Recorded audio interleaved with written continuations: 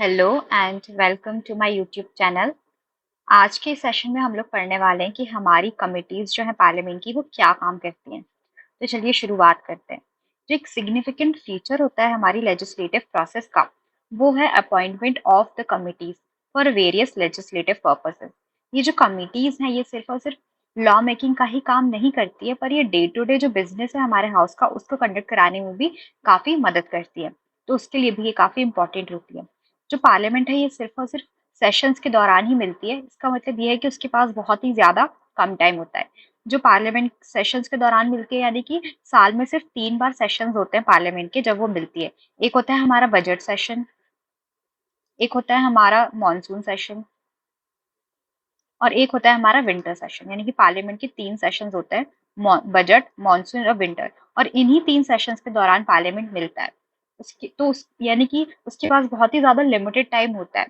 तो जो लॉ बनाने की जो प्रोसेस है वो काफ़ी ज़्यादा, उसके लिए बहुत ही ज़्यादा इन डेप्थ स्टडी की ज़रूरत पड़ती है उन इश्यूज के लिए जो हमारे कंसिडरेशन में, विच आर अंडर कंसिडरेशन। यहाँ पे हम लोगों ने लिखा हुआ है कि 3 सेशंस होते हैं, budget February to May, monsoon जो सेशन होता है वो रहता है जुलाई से सितंबर, और जो विंटर सेशन होता है वो होता है नवंबर टू दिसंबर। तो ये चीज़ भी हम याद रख सकते हैं। जो लॉ मेकिंग जो प्रोसेस है बहुत ही ज़्यादा इन डेप्थ स्टडी रिक्वायर करती है। इसका मतलब ये है कि ये डिमांड करती है ज़्यादा अटेंशन और ज़्यादा टाइम।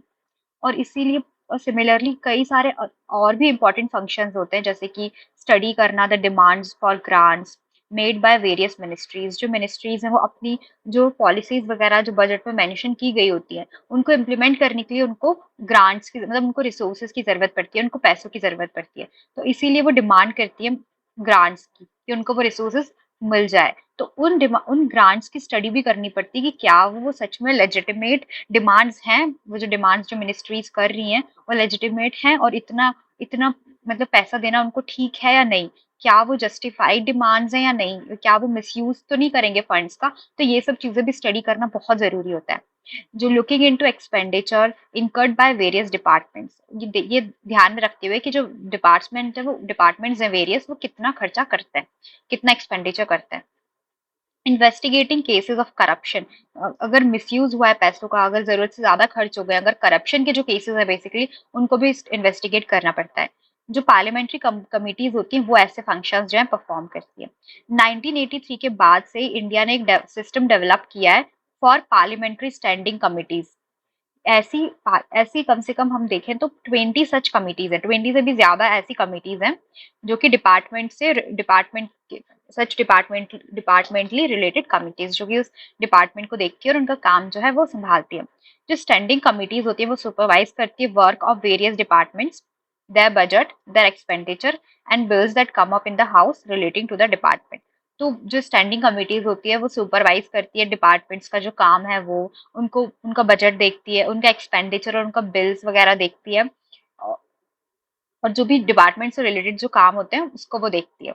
स्टैंडिंग कमिटीज के अलावा हमारे पास पार्लियामेंट में जॉइंट पार्लियामेंट्री कमिटीज भी होती है, जिन्होंने काफी ज्यादा एक इम्पॉर्टेंट पोजीशन जो है वो हमारी कंट्री में हासिल की है। जो जेपीसीज होती है, यानी कि जो जॉइंट पार्लियामेंट्री कमिटीज होती है, वो सेट की जाती है for the purpose of discussing a particular bill. कोई भी एक पर्टिकुलर बिल को डिस्कस करने के लिए जो है ये जॉइंट पार्लियामेंट्री कमिटीज जो है इनका गठन होता है, और इन और उस बिल के पर्टिकुलर उस बिल का जो है डिस्कशन किया जाता है। जो जॉइंट कमिटीज हैं, like the joint committee to discuss bill और for the purpose of investigating financial irregularities, जो भी फाइनेंशियल इरेगुलरिटीज होती है उनको उनको डिस्कस करने के लिए भी जॉइंट पार्लियामेंट्री कमिटीज जो है इनका गठन किया जाता है। जो मेंबर्स होते हैं इस कमेटी के उनको सेलेक्ट किया जाता है दोनों हाउसेस से। ठीक है, सेलेक्ट कमेटी में एक हाउस का मेंबर होता है, पर जो ज्वाइंट कमेटी होता है, ज्वाइंट कमेटी में दोनों हाउसेस से जो जो मेंबर्स होते हैं, जो एमपीज होते हैं, उनको लाया जाता है, उनको सेलेक्ट किया जाता है। ठीक है। जो कमेटी सिस्टम होता है has reduce the burden on the parliament. जो पार्लियामेंट का जो बर्डन है वो काफी कम कर दिया कमेटी सिस्टम में, क्योंकि काफी सारा काम तो हमारी कमिटीज देख लेती हैं। जो कई सारे जो इंपॉर्टेंट बिल्स हैं वो डायरेक्टली जो है वो कमिटीज को रेफर कर दिए जाते हैं, और वो फिर कमिटीज अपनी रिपोर्ट जो है सबमिट करती है इन डेप्थ स्टडी के बाद। जो पार्लियामेंट है वो सिर्फ अप्रूव करती है वर्क जो कमिटीज करती है, विद फ्यू ओकेजनल ऑल्टरेशन, मतलब कुछ उसमें चेंजेस करके जो कमिटीज का जो वर्क है उन्हीं को जो पार्लियामेंट है हमारी वो अप्रूव कर देती है। ठीक है। ऑफ कोर्स लीगली स्पीकिंग कोई भी जो बिल है वो लॉ नहीं बन सकता, और कोई भी जो बजट है वो सैंक्शन नहीं किया जा सकता जब तक हमारी जो पार्लियामेंट है वो अप्रूव ना कर दे। तो पार्लियामेंट का जो अप्रूवल है वो बहुत ज्यादा जरूरी है। पार्लियामेंट के अप्रूवल के बिना कोई भी जो बिल है वो लॉ नहीं बन सकता, और कोई भी बजट जो है उसको सैंक्शन नहीं किया जा सकता, उसको अप्रूवल नहीं मिला जा सकता तब तक जब तक हमारी पार्लियामेंट जो है वो उसको अप्रूव ना कर दे। जो पार्लियामेंट है वो रेयरली ऐसा होता है कि वो रिजेक्ट करती है ऐसे सजेशंस को जो कमिटीज देती है। कमिटीज अपनी रिपोर्ट्स में जो सजेशंस देती हैं उनको पार्लियामेंट रेयरली रिजेक्ट करती है, ज्यादातर वो उनको एक्सेप्ट ही कर लेती है। अब हम देखते हैं कि पार्लियामेंट कैसे रेगुलेट करती है खुद को। जो पार्लियामेंट है, इज मेंशन्ड अर्लियर, वो एक डिबेटिंग फोरम है। इन डिबेट्स के थ्रू जो है पार्लियामेंट वो परफॉर्म करती है अपने वाइटल फंक्शंस को। पार्लियामेंट में सारे मिनिस्टर्स जो हैं वो आपस में डिबेट करते हैं। एक डिबेटिंग फोरम है जहाँ पे वो अपने व्यूज रखते हैं और दूसरों के व्यूज सुनते हैं, और अगर उनके व्यूज उनसे डिफर कर रहे हैं तो अपना स्टैंड लेते हैं वो लोग। तो ये एक डिबेटिंग फोरम है। ये इन डिबेट्स के थ्रू ही जो है वो बिल्स जो है उनको फॉर्म करते हैं, और पार्लियामेंट जो है वो अपने वाइटल फंक्शंस जो है उनको परफॉर्म करती है।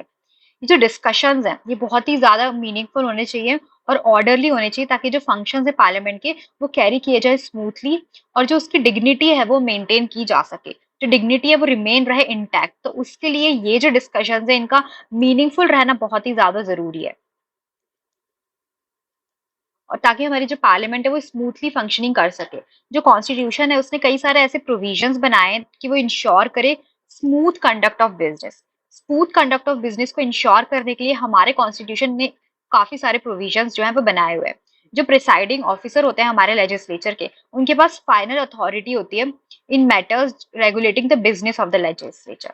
लेजिस्लेचर के बिजनेस को रेगुलेट करने वाले जो मैटर्स होते हैं उसके रिगार्डिंग हमारे जो प्रिसाइडिंग ऑफिसर्स होते हैं उनके पास सबसे उनकी जो हमारे प्रिसाइडिंग ऑफिसर है उनके पास फाइनल अथॉरिटी होती है। लोकसभा के केस में हमारे प्रिसाइडिंग ऑफिसर हैं स्पीकर। ये हम लोग ने लास्ट टाइम पढ़ा था। अब हम बात करते हैं, हाँ, देयर इज वन मोर वे। एक और ऐसा तरीका है जिससे हमारे जो प्रिसाइडिंग ऑफिसर्स हैं वो कंट्रोल कर सकते हैं बिहेवियर मेंबर्स का। जो एमपीज होते हैं उनके बिहेवियर को, एक और तरीका ऐसा है जिससे हमारे जो प्रिसाइडिंग ऑफिसर हैं वो हमारे एमपीज के बिहेवियर को कंट्रोल कर सकते हैं।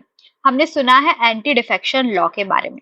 कई सारे जो मेंबर्स होते हैं वो लेजिस्लेचर के वो इलेक्ट किए जाते हैं किस एक पर्टिकुलर पार्टी की टिकट के ऊपर। ठीक है, एक पर्टिकुलर पार्टी जो है उन जो मेंबर्स होते हैं, जो हमारे जो भी नॉमिनेशंस में खड़े हो, जो इलेक्शन में पार्टिसिपेट करते हैं, जो भी जितने भी हमारे जो कैंडिडेट्स होते हैं वो इलेक्शन में पार्टिसिपेट करते हैं एक पर्टिकुलर पार्टी की टिकट के ऊपर। यानी कि एक कोई कांग्रेस पार्टी ने अपने एक कैंडिडेट को खड़ा किया होगा इलेक्शन में, फिर बीजेपी ने अपने किसी एक कैंडिडेट को खड़ा किया होगा। ऐसे कई सारी जो पार्टीज है वो अपने एक ही कैंडिडेट को खड़ा करती है। तो पार्टी के टिकट के ऊपर जो है वो कैंडिडेट जो खड़े होते हैं और फिर वो जो जीतते हैं फिर वो मेंबर बनते हैं पार्लियामेंट का, फिर वो इलेक्ट हो जाते हैं। जो जिनको सबसे ज्यादा वोट मिलते हैं वो इलेक्ट हो जाते हैं। तो बेसिकली क्या होता है कि अगर जो हमारे मेंबर्स है वो कि एक एक पार्टी की टिकट से तो वो जीत के आ गए, और उसके बाद वो पार्लियामेंट में आने के बाद वो अपनी पार्टी को चेंज करने का सोचे, वो डिसाइड करे कि उनको वो पार्टी छोड़नी है और उनको दूसरी किसी पार्टी में जाना है। अब वो इलेक्ट तो हो चुके, तो लेकिन उनको पार्टी चेंज करनी है। कई इंडिपेंडेंस के कई सालों तक ये जो इशू है ये अनरिजॉल्व रहा। ये देखने को मिला कि जो मेंबर है वो अपनी पार्टी बदल देते हैं, अपना दल बदल देते हैं। एंड डिफेक्शन का मतलब यही होता है कि अपनी पार्टी बदल देना। इलेक्शन के टाइम पे आप किसी और पार्टी में के हिस्सा थे, और जैसे ही आपने इलेक्शन जीत लिया तो आपने अपनी पार्टी जो है अपनी चेंज कर ली। या तो आप कांग्रेस से बीजेपी की तरफ चले गए, या फिर आप बीजेपी से कांग्रेस की तरफ आ गए, या फिर किसी और पार्टी को आपने ज्वाइन कर लिया। तो ये जो चीजें काफी ज्यादा देखने को मिली हमें इलेक्शन इंडिपेंडेंस के बाद। तो फाइनली एक एग्रीमेंट बिठाया गया पार्टीज के बीच में कि जो लेजिस्लेचर है जो इलेक्ट किया गया है एक पार्टी की टिकट से, उसको उसको रेस्ट्रिक्ट किया जाएगा कि from defecting to another party, यानी कि फ्रॉम ज्वाइनिंग अनदर पार्टी, किसी और पार्टी में जाने से उसको रोका जाएगा कि वो अपनी पार्टी बदल नहीं सकता है। तो कॉन्स्टिट्यूशन में एक अमेंडमेंट लेकर आया गया, 52nd अमेंडमेंट एक्ट 1985, जिसे हम लोग बोलते हैं एंटी डिफेक्शन अमेंडमेंट भी बोलते हैं। तो ये हमको ध्यान में रखना है कि जो 52nd अमेंडमेंट एक्ट है उसको हम लोग एंटी डिफेक्शन अमेंडमेंट भी कहते हैं। तो ये 1985 में ये कॉन्स्टिट्यूशनल अमेंडमेंट लेकर आया गया, और और सब्सिक्वेंटली इसको और भी मॉडिफाई किया गया 91st अमेंडमेंट एक्ट से, कि भाई जो लोग हैं, जो मेंबर्स हैं, अगर वो एक बार इलेक्ट हो गए जिस पार्टी की टिकट से, तो वो अपनी पार्टी जो है वो चेंज नहीं कर सकते। तो जो प्रिसाइडिंग ऑफिसर है हमारे हाउस के, उनके पास अथॉरिटी होती है ये फाइनल डिसीजन लेने का on such all such cases. ऐसे केसेस पे हमारे जो मिनिस्टर, हमारे जो प्रिसाइडिंग ऑफिसर हैं वो डिसीजन लेते हैं। इट इज प्रूव्ड कि अगर ये प्रूव हो गया कि जो मेंबर है उन्होंने डिफेक्ट किया गया, यानी कि उन्होंने अपनी पार्टी बदली है, तो ऐसे मेंबर जो है वो लूज कर जाते हैं मेंबरशिप ऑफ द हाउस। तो वो जो मेंबर्स है वो मेंबरशिप लूज कर जाते हैं। सच ऐसे जो पर्सन होते हैं वो डिस्क्वालिफाइड हो जाते हैं from holding any political office, जैसे कि मिनिस्टरशिप वगैरह। उनको उनके हाउस से डिस्क्वालीफाई कर दिया जाता है, यानी कि उनको एमपी की पोस्ट से हटा दिया जाता है, और वो डिस्क्वालीफाई हो जाते हैं from holding any political office, और कोई भी मिनिस्टरशिप, यानी कि वो मिनिस्टर भी नहीं रह सकते। अब डिफेक्शन क्या होता है? अगर कोई मेंबर जो है वो रिमेन रहता है absent in the house when asked by the party leadership to remain present, और अगर वो या फिर वो अगर वोट कर दे अपने पार्टी के जो इंस्ट्रक्शंस है उनके अगेंस्ट, या फिर अगर वो वॉलंटरीली लीव कर दे अपनी मेंबरशिप को ऑफ द पार्टी, तो इसको हम लोग बोलते हैं डिफेक्शन।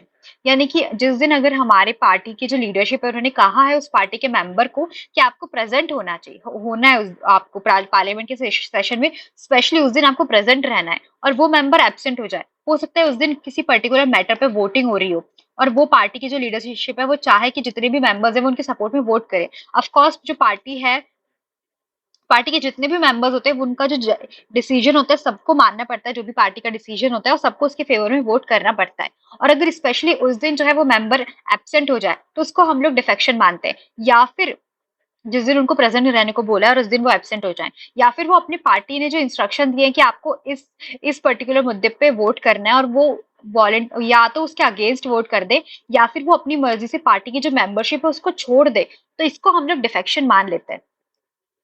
जो हमारे पिछले 20 साल के जो एक्सपीरियंसेस हैं उन्होंने दिखाया है कि जो एंटी डिफेक्शन अमेंडमेंट है वो इतना ज्यादा इफेक्टिव नहीं रहा है डिफेक्शंस को कर्ब करने में, पर फिर भी उसने एडिशनल पावर्स दे दिए हैं हमारी पार्टी की लीडरशिप को और प्रिसाइडिंग ऑफिसर्स को of the legislatures over the members, कि हाँ वो एक चेक जो है वो मेंटेन रख सकते हैं, वो कंट्रोल कर सकते हैं हमारे मेंबर्स को डिफेक्शन करने से। पर फिर भी वो इतना ज्यादा इफेक्टिव तो नहीं रहा है इन कर्बिंग डाउन द डिफेक्शंस, पर फिर भी कुछ हद तक तो पावर्स जो है वो हमारे प्रिसाइडिंग ऑफिसर को और हमारी पार्टी की लीडरशिप को तो मिली गई है। जैसे कि अगर हम देखें तो अभी भी जो है हमें डिफेक्शन के केसेस देखने को मिलते हैं। अगर हम बात करें तो जो हमारे सिंधिया जी हैं, उन्होंने भी पहले वो कांग्रेस पार्टी में थे, उसके बाद उन्होंने अपनी पार्टी बदल ली और फिर वो बीजेपी में चले गए। तो ये जो डिफेक्शन के जो केसेस है ये हमको देखने को मिलते हैं, और ऐसा कई बार होता है कि जो मिनिस्टर्स हैं, जो मेंबर्स हैं पार्लियामेंट के, वो अपनी पार्टी बदल ले और फिर वो दूसरी पार्टी का हिस्सा बन जाए। पर फिर भी हमारा कॉन्स्टिट्यूशनल अमेंडमेंट एक्ट जो लेकर आया गया, जो हमारा एंटी डिफेक्शन अमेंडमेंट है, वो कुछ हद तक तो वो सक्सेसफुल रहा है, पर हम इतना ज्यादा भी वो सक्सेसफुल नहीं रहा, क्योंकि हमारे जो पास्ट 20 ईयर्स के जो हमारे एक्सपीरियंसेस है वो दिखाते हैं कि इफेक्टिवली जो है वो अभी भी डिफेक्शंस को कर्ब नहीं किया गया है।